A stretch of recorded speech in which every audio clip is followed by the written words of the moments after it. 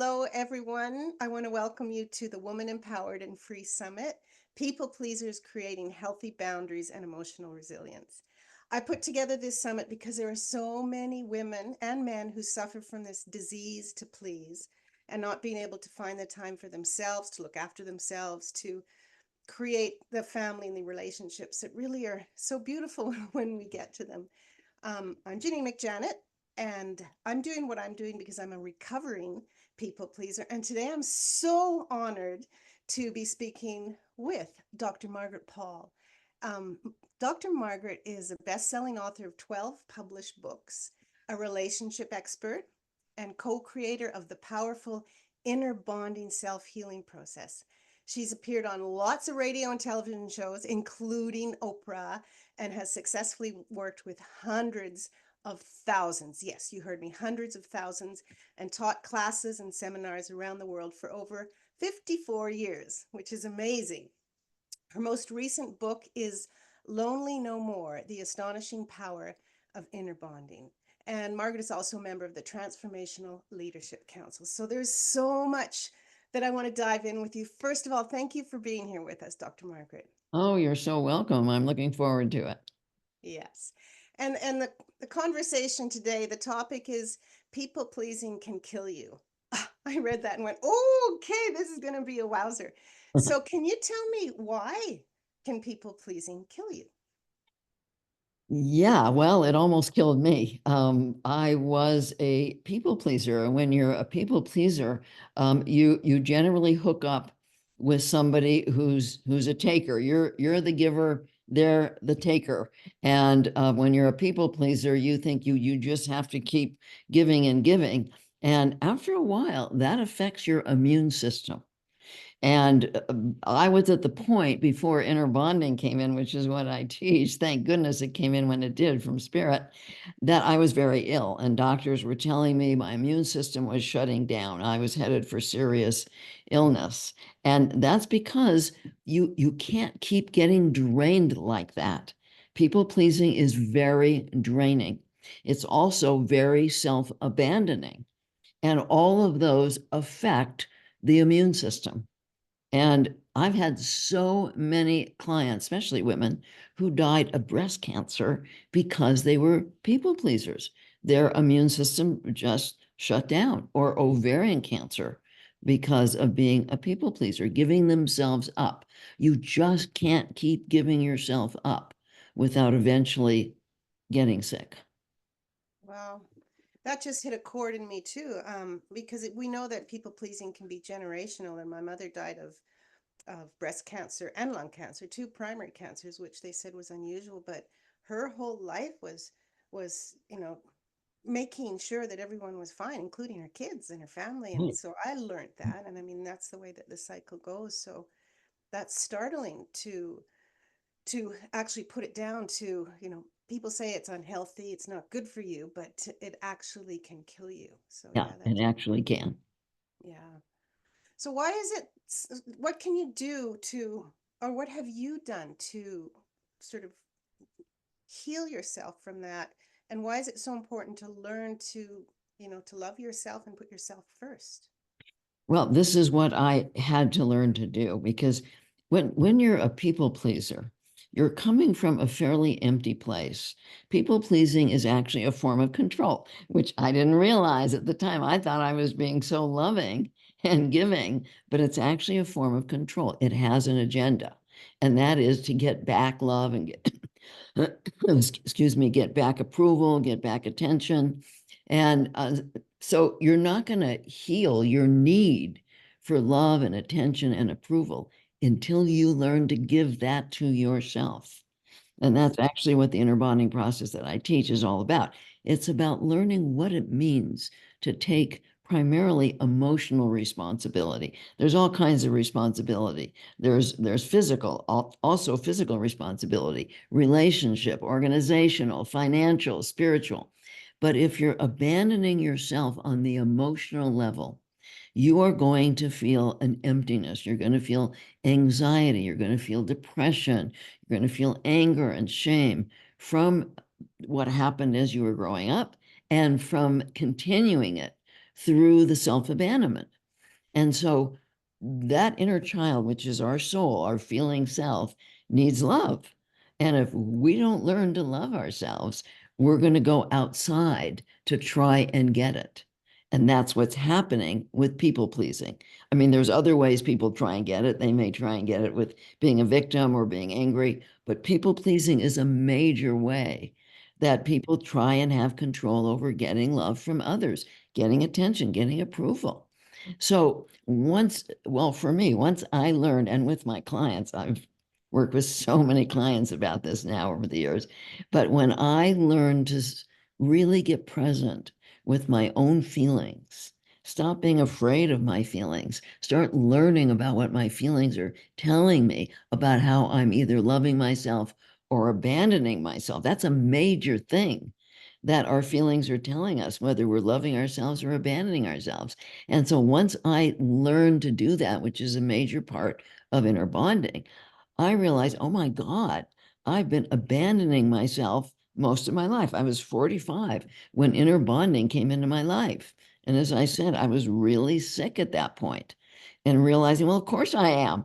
I've been treating myself the way my parents treated me and the way they treated themselves. So of course I am. Yeah. Now, it's not so easy. It takes practice. This is not an instant process. It took practice to learn to not be up in my head and not be judging myself and not be numbing with various addictions and not be making others responsible for me, which are the four major ways of abandoning yourself. It took practice to get present in my body with my feelings and want responsibility for them. That's the beginning of it. That's the beginning of the healing. Oh, so powerful. And you talk about control and self-abandonment and that leading up to people pleasing at the unconscious or the subconscious level. People pleasers, me myself one, we don't go out there going, "Oh, I'm hurting myself. I'm sabotaging myself."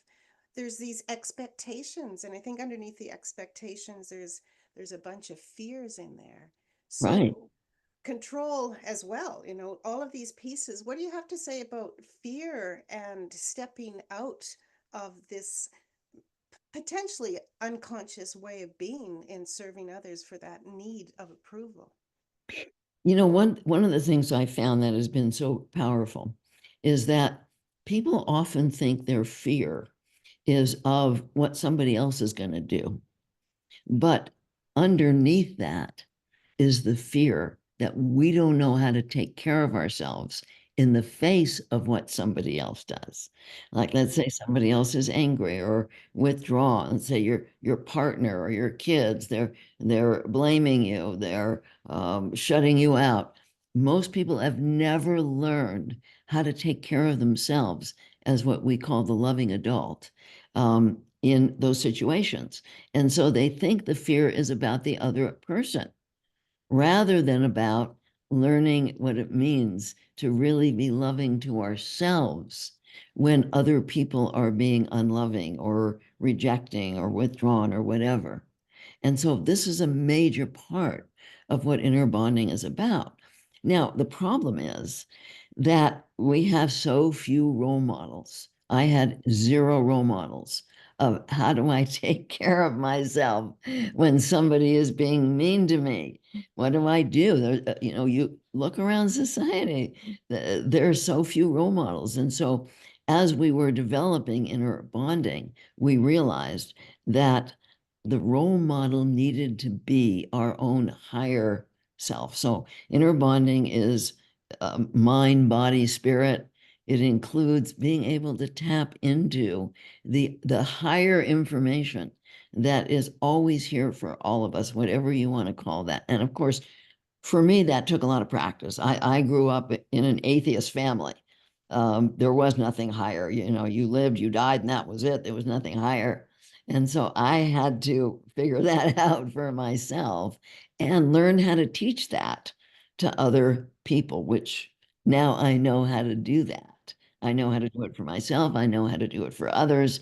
I know how to stay in what I call at will divine connection, which is an amazing way to live, where you're connected You know that you're not alone. You know that you're always being guided in your highest good. When you know that, when you have enough experience with that, and you're in a situation where somebody is being mean or unloving or rejecting, whatever, you can learn to instantly go to that higher self and say, what would be loving to me right now? That's And so that's what that inner child needs to not be scared, to know that you know what to do to take care of yourself in that moment. That's what took away the fear for me. Yeah. And that's the self-love, as you say, is looking inside of you for what we needed, what we didn't have when we were younger. I Right. know that when you were speaking, things come up. And I remember my mother always, always saying, I can't cope, I can't cope. Now, she lived a life of addiction and separation and a manipulation of all sorts of things.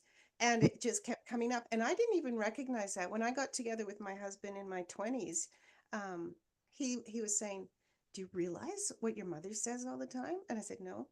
She can't cope. What kind of nonsense is that? And we're Yeah, brought together with people for some reason. And I was like, oh, you're judging my mom. And then like over the years, she's not here anymore, but it's like, that's a choice that people get to make. But it's would be so difficult for her and me following suit and watching that's it. right.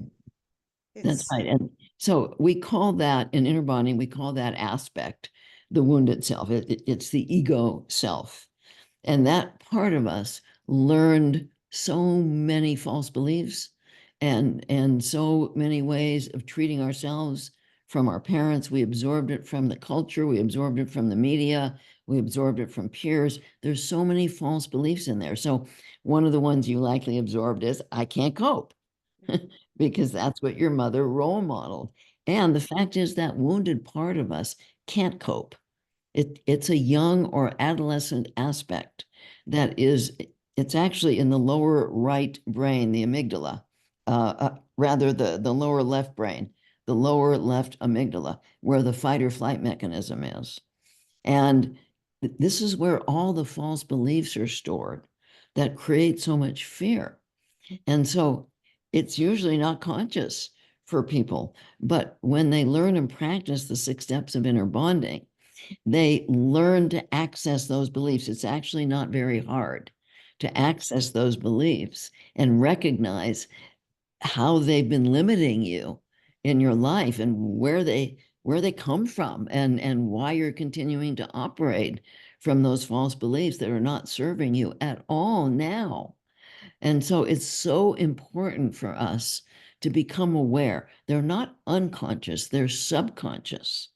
And when you start to become aware, let's say you become aware of feeling anxious, that anxiety is telling you that there's some way you're abandoning yourself. You may be abandoning yourself physically by eating junk and creating an imbalance with there's toxins that go up in the brain when you're eating junk.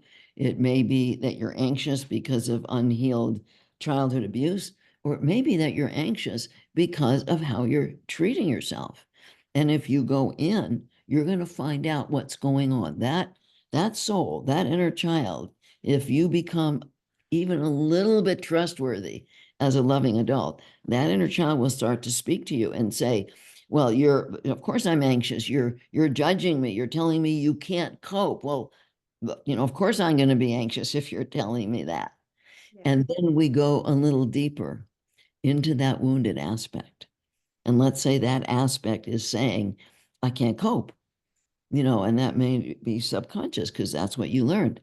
And then you would go in and say, there must be a good reason that you're saying this to the inner child and scaring her right now. And the wounded self will come up with beliefs. Oh, well, if I can't cope, then somebody else will do it for me. If I can't cope, maybe I can have control over doing everything right and getting somebody else to take care of me. All kinds of beliefs that you're going to discover. And once you do, then the next step in inner bonding is to open to your higher self, your higher guidance, and ask for truth. Mm. and ask for what's loving to you. What would be loving to you? Because yes, it's true that a 6-year-old or a 12-year-old can't cope, but it's not true that you can't cope as a loving adult. Yeah. I Yeah. love that. And it speaks so well because the mind is so powerful. And even in the work that I do in the hypnotherapy, it's about understanding, what is the behavior that you are doing, thinking, feeling that you want to shift that isn't serving you well, and then digging down and really excavating out that root cause and then putting the pieces together. So I love how you say that there's parts of us inside that come together as one. I call it the inner family reunion. And I've got this little image in my head where everyone can come in and sit down at the table and just sort of have a conversation Right. calmly, regardless of the fact that there was chaos everywhere. So coming from chaos to calm is kind of that process I think that you're outlining. How what are some things that you can share with us about that journey in the moment, when you're triggered and your instinct is to run away or to fight, to be able to just sort of get access to that loving parent. Well, you know what I had to do when I first started learning inner bonding is that I would have an interaction. Well, I was married for 30 years and I learned so much in that. So I would have an interaction with my ex-husband, and he was very often angry and blaming and shaming. And that's when I would kind of tap dance around and people please and try and fix everything. Because I mean, my mother was just like that. I married my mother. And so I would just do what I had learned to do to be, such a good girl. But when inner bonding came in, what I started to do was to write down the interaction. And then I would tune into when did I get off track? And then I would ask, what would have been loving to me in that moment? What else could I have done? And I wrote it down. I had notebooks piled high with these, it was like scripts. And then I would practice them, because practicing them rewires your brain. And one of the messages that I got from my higher guidance when this was happening, when my husband was, angry or blaming, was to just simply say to him, I'm not willing to be shamed and blamed anymore, and walk away. Not in anger, just I'm not willing to be treated this way anyway, anymore. This had never occurred to me because I never Yeah. saw anybody do that. But I started doing that. But it took me a couple of months of rehearsal before I could remember to do it in the moment. It's not easy in the moment when you're triggered into that childhood fear, because my mother would rage. And so as soon as he would get angry, I'd be like a deer in the headlights. And so it took me months of practice to get it in my brain, to rewire my brain enough. And so it's like practicing a script for a play. The more you practice it, the more you rewire your brain. And one day when he was angry and blaming, and there it was. And I said, I'm not willing to be blamed and shamed anymore, and walked away. And my inner child went, yes. And it was like, oh my God, you took care of me. Yeah. And That's so, freedom right there. I just saw that freedom in your spirit there. oh yeah, it was amazing. And Yeah. and one of the things that I would do is I would plan ahead of time, like plan B. Like one of the things he would do a lot is withdraw. And that was really, really hard for me. It's very lonely when your partner withdraws, and he can withdraw for days, weeks, months.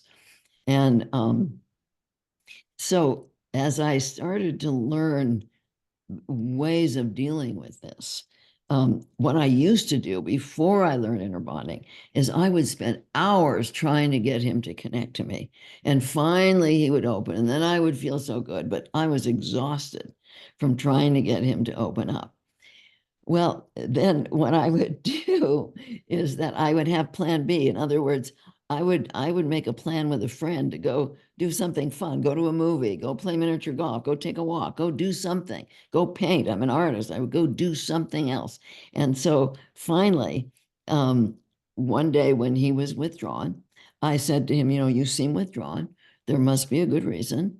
I'd like to understand. And he wouldn't open. So I said, okay, see you later. And I left. And your inner child went, whoop, whoop, whoop. Oh, yeah, yeah, yeah, yeah, yeah. Instead of trying to pull it out of him, Yeah. just left.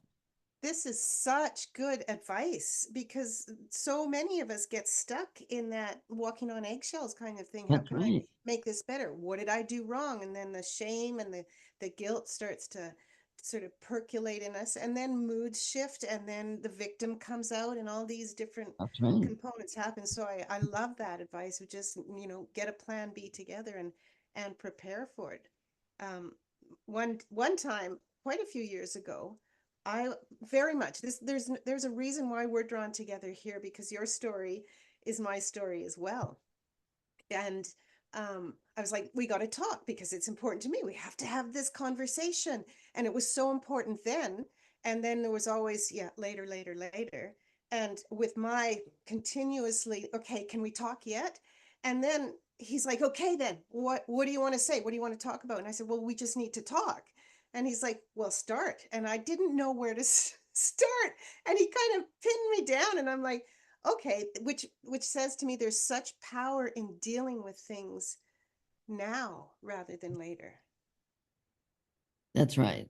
In the moment. And that's not easy though. It takes a lot of practice because if you're triggered into that that kind of flashback reaction that I was like, oh my God, it's not so easy to remember to do that in the moment. And that's why I had to rehearse it for Yeah, a long time before I could be present enough in the moment yeah. to actually show up for this inner child. The other thing that is so helpful, and this is one of the things that we teach people how to do in the inner bonding process, is to really get to know the beauty of who you are in your soul. Your soul is a spark of the divine. I see it like a multifaceted diamond with so many beautiful gifts. And I believe we're here on this planet to evolve our soul and our ability to love and to manifest those gifts. But if you don't know who you are, if you think you're your ego wounded self, which that part of you wants you to think that that's who you are, and that's not. That's a fabrication. That's what we created as part of our survival. But we have this divine spark within us that is so unbelievably amazing, but we can't see it from the eyes of our programmed wounded part. We have to see it through the eyes of our higher self. Mhm. And so that's another reason it's so important to learn to connect with that highest part of you, to start to get to know how incredible you are. And as you know that, then you're so motivated to take good care of yourself, to take good care of yourself emotionally, to eat well. I used to have a huge eating problem uh, until inner bonding. And then it went away because I started valuing this house that my inner child lives in. And I don't want to put anything in it that'll make it sick for her. And so valuing myself changed everything for me. Most Oh, people have no idea who they really are. yeah. Yeah, that's so powerful. So how does that transition from people pleasing to self-valuing and talking about relationships? How does that transition affect your personal and professional relationships when you're shifting and changing and like coming out or actually coming in, and people are like, who the heck do you think you are, kind of And thing? that's right. It was really not easy for me because I was a people pleaser for my three kids, for my parents, for my clients, for my husband, and they liked it. They all like it, when you're just giving yourself up to take care of them, they love it. And I knew that if I really started to take care of myself, to practice inner bonding, I knew that it was going to be really, really tough. And I had to reach out for support. You need support. This is not something you can do for yourself if you know that the people around you are going to be really angry. And so that's when I lost my 30-year marriage. He was not going to be okay with me not caretaking. Two of my three kids were very angry with me, and my parents disowned me. Wow. Yeah, it was a really, really hard time for me. But I got my health back. Yeah. My work just took off at that point because, it's about your frequency. And if you're abandoning yourself, your frequency is too low to really manifest. And so as I learned to love myself, my work just started to take off at that point. And I would do the same thing again, even though it was so much grief and loss. But I would, frankly, I would be dead. If I hadn't have done that, I would be dead. I have no doubt about it. And so even though it's hard, um, wow, if you don't have yourself, what do you have? Yeah. Yeah, Yeah.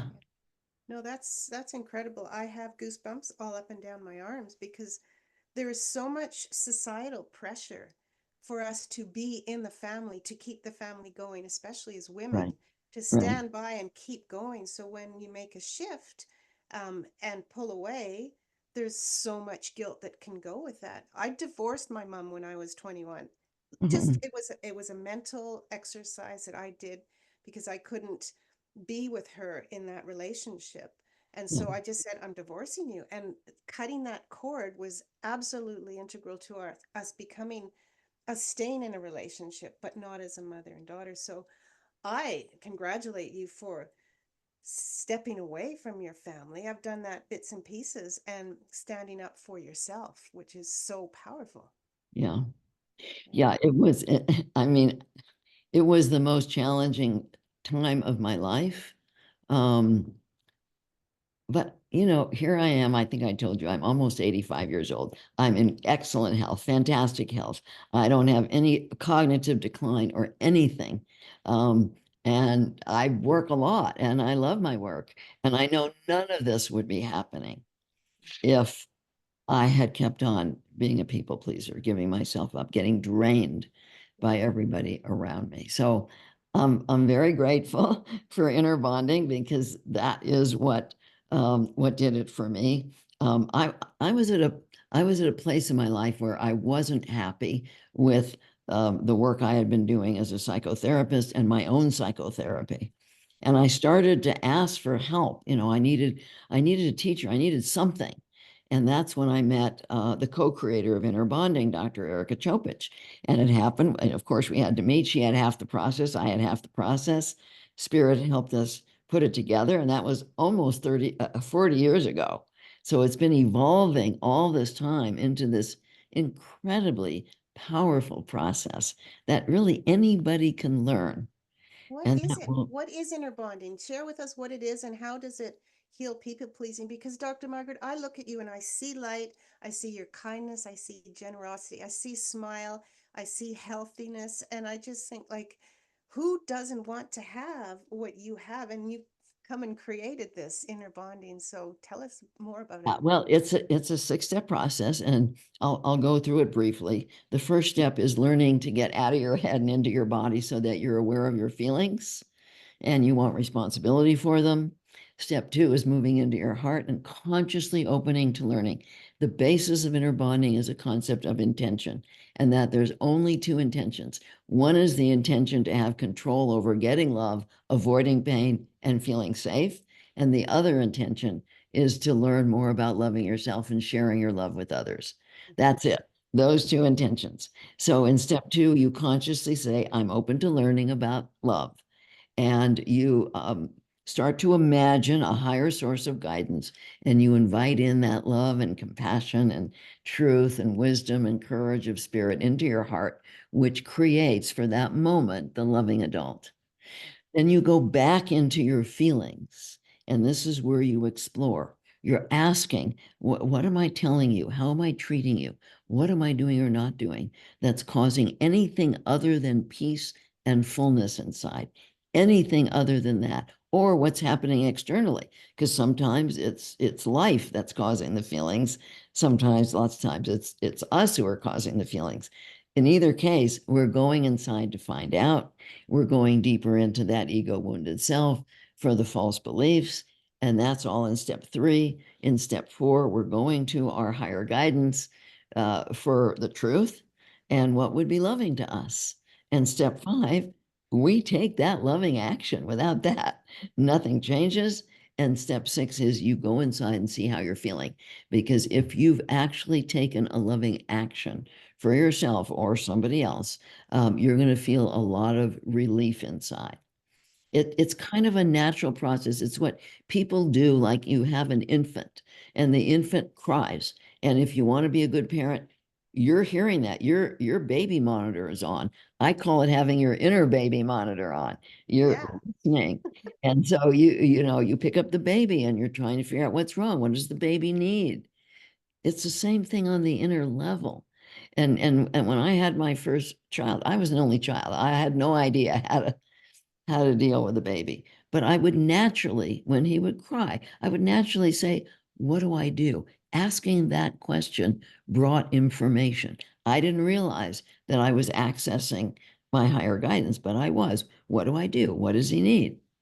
And so it's kind of like that, only for ourselves. That's such a beautiful way to think of it, rather than, because I know when I first heard of the concept of inner child healing, I'm like, what's up with that? But the parts there, and it's so real, and I've experienced work myself, and it's just like it's all inside of us. Like really, everything that we need is inside of us. So that's the big shift for the people pleaser who's very, awarded by the external Right. to say I've got it right here, and to trust the process, to trust their own feelings. And I love that 6 step process, because I don't know how many times there was. 3 times you come back to the feelings, come back to the feelings, and really check into that. That's really powerful. Wow. mm. I can't wait to hear more about it and dive into it. And like I said, I came upon you. A friend said, "Oh, do you know Dr. Margaret?" And I'm like, "No, let me check it out." I'm like, "Okay, we're going to talk." So I'm so glad that you were here. You have a gift for the audience now. The 4 mistakes that block self-love in relationships. Tell us about that.